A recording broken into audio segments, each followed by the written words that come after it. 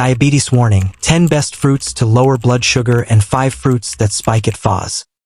Stop what you're doing for just 5 seconds. If you're over 60 and living with diabetes, one of the fruits sitting in your kitchen right now may be quietly pushing your blood sugar higher than you realize. And the shocking part is that some of the fruits you've been avoiding for years may actually be helping you. Before this video ends, I'm going to reveal the best fruits for blood sugar control, the fruits that require caution, and one fruit that surprises almost everyone. But first, if you're serious about staying healthy, staying independent, and enjoying more years with the people you love, subscribe to the channel and turn on notifications. Every week, I share simple, science-based health advice designed specifically for adults over 60. And while you're here, leave a comment below telling me your age and your favorite fruit. Do you still eat fruit regularly? Or have you stopped because you're worried about diabetes? Let me know because I read every comment. Now imagine this. You're walking through your local grocery store on a bright morning. The produce section is full of color. Red apples, fresh strawberries, oranges, pears, grapes. Everything looks healthy. Everything looks inviting. A few feet away, an older woman reaches for an apple. She picks it up, looks at it carefully, turns it over in her hand. Then she quietly puts it back. Not because she doesn't want it. Not because she can't afford it. Because she's afraid. Someone told her years ago that people with diabetes should avoid fruit. Since then, she's been living with that fear. And she's not alone. Millions of older adults believe that fruit is dangerous simply because it contains natural sugar. Maybe you've thought the same thing. Maybe you've looked at a banana and wondered whether one bite would send your blood sugar through the roof. Maybe you've stopped eating fruit altogether because you thought it was the safest thing to do. If that's you, today's video may completely change the way you think about food. During my years working with older adults, I've seen this mistake over and over again. People remove fruit from their diets because they're afraid of sugar, yet they continue drinking sweetened coffee drinks, eating processed snacks, and consuming foods that do far more damage than a simple piece of fruit ever could. The truth is that not all fruits are created equal. Some can fit beautifully into a diabetes-friendly lifestyle. Others require moderation, and a few may not be as healthy as they appear. But before we get to those fruits, I need to tell you something important. Uncontrolled blood sugar doesn't just affect diabetes. It can quietly damage blood vessels throughout the body, can affect your eyesight, can affect your kidneys, can increase your risk of heart disease. And the frightening part is that much of this damage happens silently. That's why understanding what you're eating is so important. The good news is that once you understand a few simple concepts, making smart choices becomes much easier. Don't worry, this isn't going to feel like a medical lecture. In fact, by the end of this video, you'll probably understand more about fruit and blood sugar than many people who have been living with diabetes for years. Let's start with the first concept. It's called the glycemic index. Imagine that the sugar in food is a visitor arriving at your front door. The glycemic index measures how quickly that visitor arrives. If the visitor walks calmly, your body has time to respond. If the visitor bursts through the door at full speed, your body has to react much more quickly. Foods with a lower glycemic index generally cause a slower rise in blood sugar. Foods with a higher glycemic index tend to cause faster spikes. Simple enough. Now let's talk about something that may be even more important. Glycemic load. Because it's not just about how fast sugar arrives. It's also about how much sugar arrives. Think of it this way. A sports car may move very fast, but it carries very little cargo. A large truck may move more slowly, but it carries a heavy load. Glycemic load tells us how much total sugar your body actually has to process. Understanding both concepts helps explain why some fruits are surprisingly safe while others deserve caution. And speaking of surprises, let's begin with what I call the blood sugar guardians. These are fruits that tend to have a gentle impact on blood sugar while providing impressive health benefits. The first is guava. Many people overlook guava, but that may be a mistake. Guava is packed with fiber, loaded with vitamin C, and has a remarkably gentle impact on blood sugar. Fiber slows digestion, helps regulate glucose levels, and supports digestive health. For many older adults, Guava deserves a permanent place on the shopping list. But stay with me because the next fruit surprises almost everyone. Avocado. Yes, avocado is technically a fruit. Unlike most fruits, it contains very little sugar and plenty of healthy fats. That means it has almost no impact on blood sugar while supporting heart health. And if you're living with diabetes, protecting your heart is just as important as managing your glucose levels. Diabetes affects far more than blood sugar. Over time, it can damage blood vessels and increase cardiovascular risk. Avocado supports both satisfaction and long-term health. Just remember that moderation still matters. Healthy food is still food. A reasonable portion is usually all you need. Next comes fresh cherries. Cherries contain antioxidants and anti-inflammatory compounds that may help reduce chronic inflammation.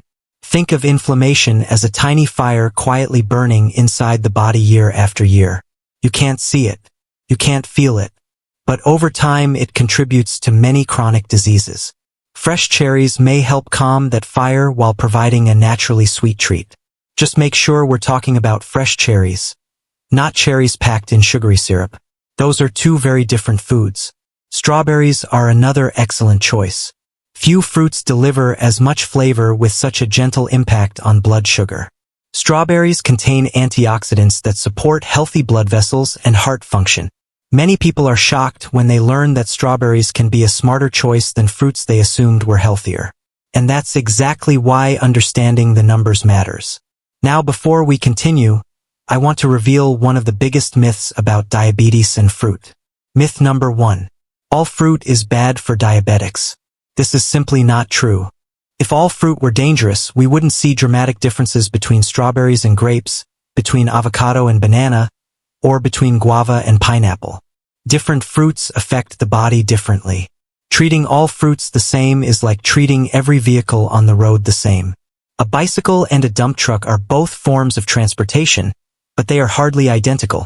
The same principle applies to fruit. And in just a few minutes, I'm going to reveal another myth that may completely change the way you think about fruit juice. But first, let's continue with more fruits that can be reliable allies for blood sugar control. Kiwi is one of them. Small, colorful, and packed with nutrients, kiwi provides fiber, vitamin C, and compounds that support healthy blood vessels. Some research suggests it may even help support healthy blood pressure levels. That's important because high blood pressure and diabetes often go hand in hand. Managing both can significantly improve long-term health outcomes. Another excellent choice is the whole orange. And I want to emphasize the word whole because what I'm about to tell you may save you from one of the most common mistakes people make every day. When you eat an orange, you're consuming fiber along with natural sugars. That fiber acts like a traffic controller, slowing digestion and helping moderate your blood sugar response. But when you turn that orange into juice, most of the fiber disappears. Suddenly you're drinking concentrated sugar without the natural protection that fiber provides. And what that means for your blood sugar may surprise you. We'll talk about that next. Now let's continue because what I'm about to tell you may completely change the way you think about fruit forever. This brings us directly to myth number 2. Fruit juice is healthier than fruit. For many people with diabetes, the exact opposite is true. When you eat a whole orange, you're getting fiber, water, vitamins, and natural sugar packaged together exactly the way nature intended. That fiber slows digestion and helps prevent rapid spikes in blood sugar. But when you squeeze several oranges into a glass of juice, something important happens. Most of the fiber disappears. Suddenly you're drinking the sugar from multiple oranges in just a few minutes. Think about it. Most people would never sit down and eat 4 or 5 oranges at once. Yet they can easily drink the juice from 4 or 5 oranges in less than a minute. That's why whole fruit and fruit juice are not the same thing. The same principle applies to apple juice, grape juice, and many so-called healthy fruit beverages. The fruit is not necessarily the problem. The processing is. Now let's continue with a few more reliable fruit choices. Apples remain one of the most practical fruits available. They're affordable, portable, and available almost everywhere. But here's an important tip. Eat the apple with the skin whenever possible. Much of the beneficial fiber is located there. That fiber helps slow sugar absorption and supports digestive health. Fresh pears are another excellent option. Naturally sweet, satisfying, and rich in fiber, pears tend to have a gentle effect on blood sugar compared to many other fruits. Many older adults find that a pear makes an excellent afternoon snack because it helps satisfy sweet cravings without creating dramatic glucose swings. Fresh plums also deserve a place on the list. They provide important nutrients, natural sweetness, and fiber while remaining relatively friendly for blood sugar management. At this point, you may be wondering something. If there are so many fruits that are safe, why are people so afraid of fruit in the first place? The answer is simple. Because nobody ever taught them the difference between fruits that help and fruits that require caution. And that's exactly what we're about to discuss now. The next section is extremely important because we're moving into fruits that deserve more respect. Remember, none of these fruits are forbidden. You do not need to fear them. You do not need to eliminate them forever. The goal is understanding. The goal is portion awareness. The goal is making informed decisions. Let's start with mango. Few fruits are as loved as mango. The sweet, fragrant, juicy, and delicious. Unfortunately, that's part of the problem. Mango contains significantly more natural sugar than many of the fruits we've already discussed. A few slices can absolutely fit into a healthy eating plan. An entire large mango eaten in one sitting is a very different story. The difference between a healthy choice and a blood sugar spike often comes down to portion size. Next comes pineapple. Pineapple is often promoted as a health food, and it certainly contains valuable nutrients. However, it also delivers a substantial amount of sugar. The challenge becomes even greater when pineapple is canned in syrup. At that point, you're not just dealing with the fruit's natural sugar. You're dealing with added sugar as well. Enjoy pineapple if you love it, but keep portions reasonable. The third fruit may surprise some people. Bananas. Bananas are rich in potassium, convenient, affordable, and widely available. They can absolutely be part of a healthy lifestyle. But they also contain more available carbohydrates than many fruits that tend to be easier on blood sugar. What's fascinating is that ripeness matters. A slightly green banana contains more resistant starch. A heavily ripened banana with brown spots contains more readily available sugar. The fruit may look almost identical, but your body may respond very differently. Next is papaya. Papaya contains digestive enzymes that can help support healthy digestion and reduce feelings of bloating after meals. That's one reason it's enjoyed in many cultures around the world. However, papaya also contains enough natural sugar that portion control remains important. Enjoy it. Just don't assume unlimited amounts are harmless. And now we arrive at the fruit that catches many people off guard. Grapes. The challenge with grapes isn't just the sugar content. It's human behavior. One grape becomes 3. 3 become 10. 10 become 20. Before you know it, you've consumed far more sugar than you intended. Grapes are small, sweet, convenient, and incredibly easy to eat mindlessly. If you enjoy grapes, place a reasonable serving into a bowl before eating them. Avoid eating directly from the bag. That simple habit can dramatically reduce overconsumption. Now let's talk about one of the biggest hidden dangers in the grocery store. Dried fruit. This is where many people accidentally sabotage their blood sugar control without realizing it. Think about what happens when fruit is dried. The water is removed. The sugar remains. Everything becomes concentrated. A small handful of raisins may contain the sugar equivalent of several servings of fresh grapes. The same is true for dried cranberries, dried apricots, and many other dried fruits. Many people assume they're making a healthy choice because they're eating fruit. But nutritionally, dried fruit behaves very differently from fresh fruit. The same warning applies to fruit preserves, jams, fruit spreads, and fruits packed in syrup. These products often contain significantly more sugar than people realize. Now let's discuss another trap that catches countless health-conscious adults. Smoothies. This may surprise you because smoothies have developed a healthy reputation. And some smoothies can absolutely be nutritious. But many smoothies become sugar bombs without people realizing it. Imagine blending 2 bananas, a cup of berries, an apple orange juice, sweetened yogurt, and honey. Would you normally eat all of those ingredients in one sitting? Probably not. Yet many people drink that combination in a matter of minutes. When food becomes easier to consume, it's often easier to consume too much. That's why smoothies require careful attention. This brings us to myth number 3. If a food is natural, it can't significantly raise blood sugar. Unfortunately, that's simply not true. Your body doesn't care whether excess sugar comes from candy or from consuming several servings of fruit all at once. Quantity still matters. Portion size still matters. Balance still matters. Understanding that truth gives you freedom because it allows you to make decisions based on facts instead of marketing. Now let's address one of the most debated fruits of all. Watermelon. Every time I discuss diabetes and fruit, someone asks about watermelon. And honestly, it's one of the most interesting fruits on the list. Watermelon has a relatively high glycemic index, which sounds concerning. But it also has a relatively low glycemic load, which sounds reassuring. How can both be true? Because watermelon is mostly water. A moderate serving contains less total sugar than many people expect.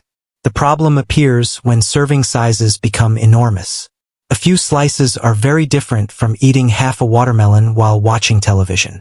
In other words, the fruit itself is not usually the problem. The amount is. Over the years, I've met hundreds of older adults who were terrified of fruit. Ironically, many of them were avoiding strawberries while drinking large glasses of fruit juice every morning. They were eliminating the wrong foods. I remember one gentleman in his 70s who completely stopped eating fruit after being diagnosed with diabetes. For years he avoided apples, pears, berries, and oranges because he believed they were dangerous. Yet he continued drinking sweetened beverages every day. Once he understood the difference between whole fruit and processed sugar, his entire approach changed. Another woman believed she was making the healthiest choice possible by drinking a giant fruit smoothie every morning. She was unknowingly consuming several servings of fruit juice, sweetened yogurt, and honey before noon. Once she adjusted her portions and focused on whole foods, she noticed steadier energy and fewer blood sugar fluctuations. The lesson from both stories is simple. Knowledge matters. Small adjustments matter. And often the problem isn't the food itself. It's misunderstanding the food. Now before we finish, I want to speak directly to anyone who was recently diagnosed with diabetes. Maybe you're feeling overwhelmed. Maybe you're scared. Maybe it feels like every food you enjoy has suddenly been taken away. If that's how you feel, I want you to hear this. A diagnosis is not a life sentence. It is not the end of enjoying food. It is not the end of living well. It is simply information. Information that allows you to make better decisions moving forward. You are not your blood sugar number. You are not defined by a diagnosis. You are a person with goals, memories, dreams, family, and people who care about you. Every healthy choice you make today is an investment in more tomorrows. More birthdays, more family gatherings, more vacations, more laughter, more memories with the people you love. One day your children and grandchildren won't remember your blood sugar readings. They won't remember your lab reports. They won't remember your doctor's appointments. They'll remember the stories you told, the wisdom you shared, the laughs you enjoyed together, and the moments that mattered. That's why your health is important. Not because of numbers, but because of life. So the next time you walk into a grocery store and stand in front of the fruit section, I hope you don't see fear. I hope you see knowledge. I hope you see choices. I hope you see opportunity. Because healthy living isn't built on one perfect meal. It's built on thousands of small decisions made consistently over time. And every one of those decisions matters. If you've watched all the way to the end, type the word health in the comments below. I'd love to know who stayed with me until the end. And tell me one more thing. Which fruit surprised you the most today? Was it avocado? Guava? Watermelon? Let me know in the comments. If you found this video helpful, please subscribe to the channel, give this video a thumbs up, and share it with someone who may be struggling to understand what they can and cannot eat with diabetes. You never know whose life might change because of information like this. Thank you for spending this time with me today. Take care of yourself. Stay active. Stay curious. And remember, Every healthy choice you make today is a gift to the person you'll become tomorrow. I'll see you in the next video.